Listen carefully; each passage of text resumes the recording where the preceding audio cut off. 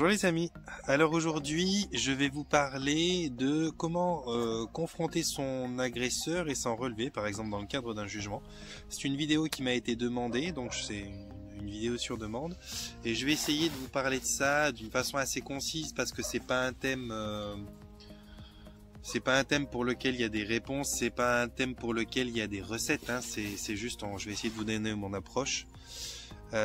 Donc pour les personnes qui se sont faites agresser et qui doivent confronter leur agresseur, eh bien il n'y a pas 50 solutions. Soit vous vous faites accompagner pour avoir une forme de protection avec vous lorsque vous allez être confronté à ce dit agresseur, soit vous vous entraînez pour ne plus vous laisser avoir, soit vous gagnez en confiance. Il faut voir quel type d'agresseur, quel type d'agression. Si on est avec des personnes qui sont extrêmement dangereuses, capables de se servir d'armes ou capables de porter des coups ou capables de choses de ce genre-là, il vaut mieux avoir de la compagnie et quelqu'un qui soit capable de prendre votre protection à cœur, parce que sans ça, si vous faites pas le poids à un moment ou l'autre, il va vous arriver des bricoles. Si c'est uniquement du verbal, que vous êtes face à du manipulateur et des choses comme ça, alors là c'est un peu plus simple, c'est pas forcément plus confortable, mais c'est un peu plus simple dans le sens où lorsque vous vous serez reconstruit, lorsque vous aurez repris confiance en vous, lorsque vous aurez compris que l'autre en face était celui qui avait tort et qui était celui qui cherchait à imposer quelque chose que vous ne souhaitiez pas, et que vous serez ferme sur cet état d'esprit là, alors à ce moment là normalement son baratin, sa manipulation ne fonctionne plus. Parce que pour qu'une manipulation fonctionne, il faut soit qu'il y ait un gros sentiment derrière qui fasse que on se soumette à plus ou moins tout parce qu'on a peur de perdre une personne, ou soit qu'il y ait un manque de confiance chez la personne qui se fait manipuler, qui soit de l'ordre du manque de confiance qui fait sentir qu'on a fait mal à l'autre ou ceci ou cela. Si on n'est pas sûr soi-même de sa propre bienveillance, si on est en permanence en train de se remettre en question et puis de comment je vais dire ça, et puis de croire qu'on a potentiellement été méchant ou déplacé ou ceci ou cela sur les discours qu'on a eu avec la personne qui nous manipule, c'est clair qu'elle va avoir les outils pour vous manipuler. En l'occurrence, il est bon de pouvoir vous introspecter et voir quelles sont vos intentions, quelles sont vos façons de parler, et bien comprendre une chose, c'est que vous êtes responsable de ce que vous dites, pas de ce que l'autre en fait. Parce que si on veut interpréter une phrase dans toutes les facettes possibles, on va pouvoir la tourner en phrase merveilleuse, on va pouvoir la tourner en phrase horrible, on va pouvoir la tourner en phrase de manipulation, et ça c'est le grand art des manipulateurs, des pervers, de tous ces portails organiques, de toutes ces personnes qui se servent de tout et n'importe quoi pour réussir à vous soumettre à leur bon vouloir. Alors dans ce cas-là, si vous êtes avec un agresseur de ce type-là, soit vous vous armez de quelqu'un à vos côtés qui est capable mentalement et au niveau intelligence et au niveau à sa façon de parler, son courage de démonter ce type d'agresseur-là, de démonter les manipulateurs, ou soit vous faites traiter par quelqu'un d'autre. Toujours est-il que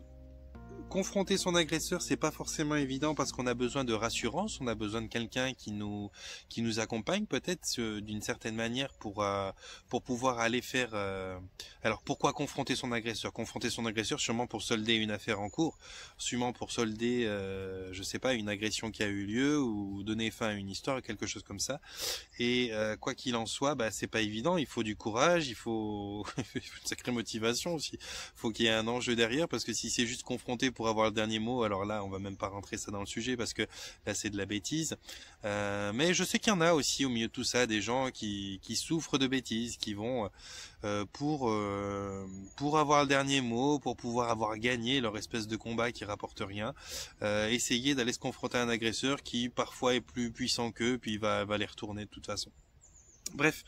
comment faire ça? Est-ce que je vous donne des conseils? Est-ce que j'ai des techniques pour ça? J'en ai pas vraiment. La première des techniques, elle restera toujours de travailler sur soi, de se renforcer soi, de s'entraîner soi. Que ce soit pour lever des poids, ou que ce soit pour confronter son agresseur, ou que ce soit pour se relever d'une histoire qui vous a mis en morceaux. Eh bien, dans tous les cas, vous avez besoin de travailler sur vous, de vous renforcer, de vous endurcir.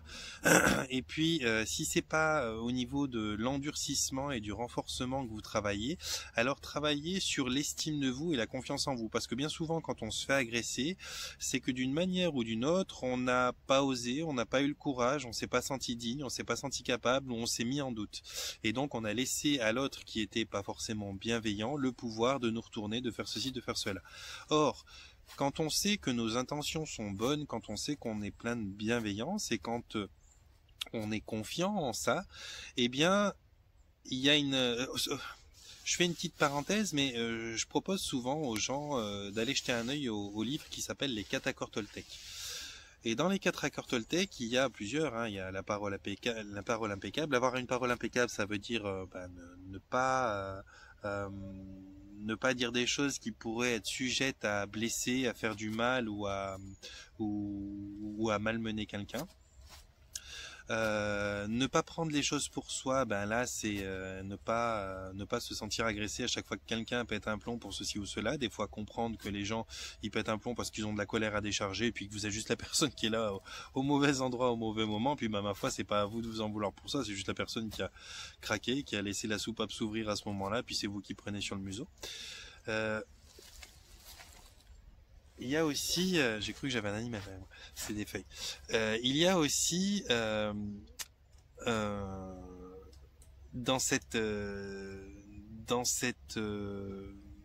ces deux règles que je viens de vous citer, d'avoir une parole impeccable et de ne pas prendre les choses pour soi, il y a aussi ce sentiment de je fais de mon mieux. Si vous êtes dans ce sentiment je fais de mon mieux, quand je parle avec quelqu'un, quand je m'exprime, quand je demande, quand j'aide, quand je travaille, je fais de mon mieux. Du moment qu'on sait qu'on a fait de son mieux, qu'on sait qu'on a été le mieux de ce qu'on puisse être, eh bien ça va être beaucoup plus difficile pour quelqu'un d'extérieur de venir vous manipuler, de venir vous agacer et de venir vous mettre en doute sur quoi que ce soit, parce que du moment que vous, au plus profond de vous-même, vous savez que vous avez fait au mieux de ce que vous pouvez, eh bien vous vous trouvez d'une certaine forme, vous vous trouvez en force par rapport à l'agression, puisque on peut vous reprocher quoi que ce soit, vous savez que vous avez fait de votre mieux. Maintenant, c'est peut-être souvent ça va sûrement déplaire à certaines personnes qui sont en train de regarder la vidéo, je suis désolé pour vous, mais essayez de vous remettre en question par rapport à ça. Il y a probablement certains moments une grande faiblesse chez les gens parce que justement ils sont pas sûrs d'avoir fait de leur mieux, et vous en faites peut-être partie. Ça arrive à tout le monde à un moment ou à un autre. On fait souvent ce que l'on peut pour faire les choses bien, mais il y a une forme de routine, il y a une forme de choses qui sont pas forcément les plus agréables à vivre. Il y a toute forme de passage de vie, d'épisodes qui vous emmènent de temps en temps à faire les choses pour les faire, à les faire pour en finir rapidement ou pour passer à autre chose. Et souvent à ces moments-là, on fait pas de notre mieux. Et quand on se fait reprocher quelque chose à ces moments-là, à ces moments où on n'a pas fait de notre mieux, eh bien, on se laisse beaucoup plus facilement déstabiliser et on se laisse beaucoup plus facilement manipuler et abîmer ou combattre, parce que quelque part, il y a une partie jugeante en nous qui sait qu'on n'a pas donné le mieux de ce qu'on sait faire, on n'a pas forcément été le plus concentré, on n'a pas été forcément au fond de la chose. Et c'est peut-être là où je vais essayer de vous donner un petit moyen de vous faire une remise en question pour mieux vous comprendre, pas pour vous juger. C'est que si vous avez de la peine à confronter votre agresseur, ça peut être soit parce que cet agresseur est complètement fou et complètement méchant, dangereux et violent, ou soit parce qu'il y a une partie de vous, même si c'est pas agréable, qui sait que dans tous les échanges ou toutes les choses qui se sont passées avec ce dit agresseur, eh bien vous n'avez pas forcément toujours fait de votre mieux pour arranger les choses, ou bien vous n'aviez pas toujours été juste, ou bien même si l'autre 9 fois sur 10 était le méchant dans l'histoire, il y a peut-être une fois sur 10 où vous avez voulu vous venger, ou vous avez fait ceci et fait cela, et donc il y a une partie de vous, du juge intérieur, qui sait que vous avez à certains moments fait mal, que vous n'avez pas fait de votre mieux et que vous l'avez pas fait au nom de la bienveillance à tous les coups. Et juste ce petit élément-là, ce petit passage où peut-être vous n'avez pas fait de votre mieux, ou peut-être vous avez fait une réponse plus pour se défendre que par bienveillance et que pour essayer d'arranger les choses, eh bien juste cette petite parole-là va faire que vous allez vous remettre en doute, que vous allez vous remettre en questionnement, et que vous allez peut-être d'une certaine manière laisser plus facilement l'autre vous fissurer dans sa façon de vous agresser, parce que il y a une partie de vous qui sait qu'à un certain moment peut-être elle n'a pas fait de son mieux. Et ça, souvent, c'est une toute petite phrase, c'est une toute petite période, c'est un tout petit passage, c'est un tout petit épisode que vous aurez vécu de cette manière-là, alors que le reste du temps, vous aurez été plutôt avenant, vous aurez été euh, dans l'expression de quelque chose de bienveillant, de bienfaisant, et puis vous auriez pas été à chercher des poux, quoi, si on y va par là. Mais malgré tout, ce petit épisode, ce petit caillou-là dans l'engrenage, qui fait qu'une fois vous vous êtes pas donné à fond, va vous faire vous remettre en question. Eh bien, à ce moment-là, c'est bien d'isoler ce passage-là, de regarder les choses honnêtement, de vous dire, bon, là, moi, dans cette relation que j'ai eue avec telle personne, j'ai fait de mon mieux, j'ai essayé tout le temps. Alors c'est vrai qu'à un certain moment, à force de prendre sur la gueule, quoi, si je peux dire, j'ai été méchant quand je lui ai dit ci ou quand j'ai dit ça. Pour constater qu'effectivement, vous aussi, vous avez à un moment donné des paroles qui étaient stériles et qui n'étaient pas forcément constructives ou qui n'allaient pas arranger les choses, mais on est aussi que des êtres humains, il faut accepter cette facette de là, cette facette de nous, pardon, qui fait que de temps en temps, on a besoin de répondre, on a besoin de pas se laisser faire, et des fois, c'est pas toujours intelligent. Comme ça, une fois que vous l'aurez accepté, une fois que vous aurez isolé ce passage-là où vous avez été un petit peu bête, peut-être, eh bien, vous serez capable de comprendre que c'est un passage, un acte sur lequel vous avez été bête, ou une parole, mais que ça n'est pas vous dans votre entièreté, dans votre comportement, que c'est l'accumulation d'agressions de la part de l'autre qui vous ont fait à un certain moment, eh bien, réagir comme ça. À partir de là, vous comprendrez, c'est toujours ça, hein, le but de tout ce que je vais vous dire là, c'est d'en revenir à se reconnaître pleinement, à se faire confiance, à être en connaissance de soi-même et ouais, c'est une remise en question, c'est de savoir si vous, dans votre attitude, vous avez été normal et puis bienveillant, ou bien si vous avez été malveillant et anormal. En l'occurrence, quand vous aurez identifié que vous êtes quelqu'un, je l'espère pour vous, normal et bienveillant, mais que vous avez eu 2-3 passages peut-être qui étaient un peu moins constructifs, eh bien vous serez capable de vous prendre pour ce que vous êtes et de vous défendre malgré tout. Là où vous aurez de la peine à vous défendre, c'est soit parce que vous avez peur, soit parce que vous doutez de votre du bien fondé de votre façon de réfléchir, de votre façon de prendre tout ça. Dans tous les cas, il est toujours bon d'avoir un peu d'aide, de se faire accompagner par des gens qui soient pas... il vous faut pas un garde du corps musclé qui cherche qu'à taper l'autre, hein. Il vous faut quelqu'un qui soit capable de remettre en question une situation, qui soit capable qui vous aime déjà suffisamment suffisamment non seulement pour vous entendre vous plaindre et vous soulever et puis vous relever et puis vous vous consoler, mais aussi suffisamment pour être capable de vous aider à vous remettre en question si éventuellement il y a une partie de l'histoire qui est de votre faute. Donc si vous arrivez normalement, je pense, hein, si vous arrivez à vous remettre en question, à être honnête avec vous, à vous rendre compte que bon, on n'est pas toujours parfait, mais que vous avez été bienveillant, si vous arrivez à être protégé, à avoir quelqu'un qui vous accompagne au cas où vous avez une personne en face de vous qui est capable de vous mettre en danger physiquement en tout cas, si vous avez travaillé sur l'estime de vous, la confiance en soi, eh bien vous aurez normalement une possibilité assez simple de confronter votre agresseur et de vous en remettre. Maintenant, pour vous en remettre, eh bien, il y a quelque chose qui est important, c'est pas de replonger dans les mêmes histoires. Si vous replongez dans les mêmes histoires, c'est sûrement parce que vous avez encore à travailler ce genre de choses-là avec votre existence, mais c'est sûrement pas non plus pour faire la même chose que vous avez mis fin à la première histoire. Donc, ne pas retomber dans les mêmes histoires,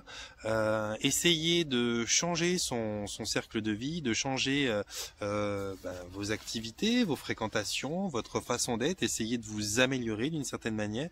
et vous verrez que petit à petit, vous vous trouverez face à des gens qui sont appréciables, un entourage qui soit agréable, et puis à partir de là, tout va bien. Quoi qu'il en soit, tout ce qui nous arrive dans notre vie, absolument tout, hein, ça nous est dû. Ça veut dire qu'on est responsable de tout ce qui nous arrive. J'ai eu même discuté une fois avec une dame qui m'a dit « Ouais, mais si je me faisais par exemple violer en sortant de chez toi dans la rue, machin, est-ce que même ça, j'en serais responsable ?» Oui. Oui. soit responsable parce qu'il y a eu quelque chose qui a mis en place la fragilité de l'autre en face, soit responsable parce que ton âme, elle a choisi à un moment ou l'autre d'expérimenter quelque chose d'abominable de cet ordre-là, soit responsable parce que tu ne t'es pas défendu par manque de force, par manque de courage, par manque de je ne sais quoi. Et même si c'est pas agréable à entendre, et même si ça paraît totalement illogique et puis complètement déplacé, et que certains vont se redresser contre moi quand je dis ça, que ce soit d'une façon très terrienne, très dans la matière, ou que ce soit d'une façon de l'esprit qui l'a choisi sur votre chemin en tant qu'expérience, oui, on est responsable de tout ce qu'on a sur notre route.